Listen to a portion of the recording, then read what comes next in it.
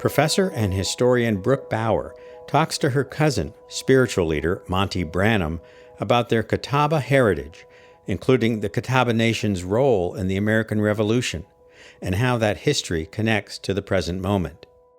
When I was in school, certain teachers informed me that the Catawbas didn't exist anymore. So I feel like it's very important that the educational system, especially in South Carolina, acknowledge that the Catawbas do exist and they're still here.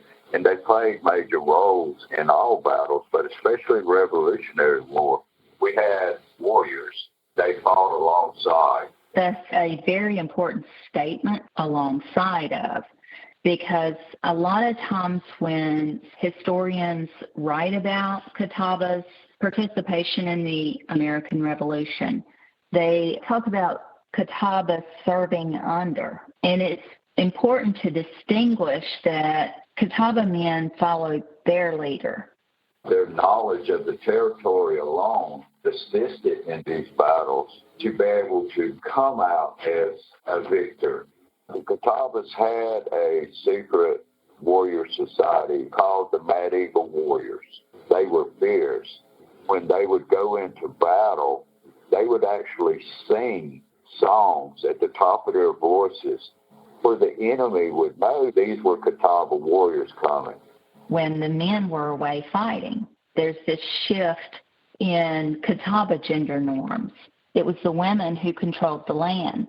They were responsible for cultivating and harvesting the crops. They took care of the towns and had to be prepared to defend their families.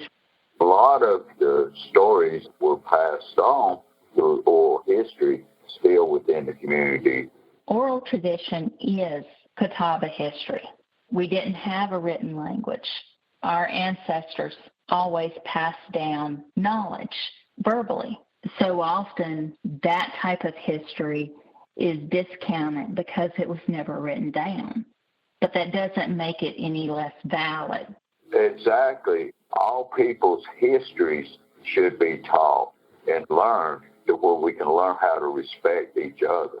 I think it's really important for future generations to remember that the liberty that Anglo-American men were fighting for was very limited in who it would apply to. At the end of the American Revolution, all these Native groups still faced land cession treaties. They faced removal.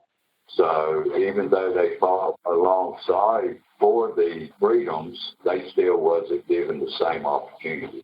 The continuing legacy of the American Revolution is that people are still fighting for liberty.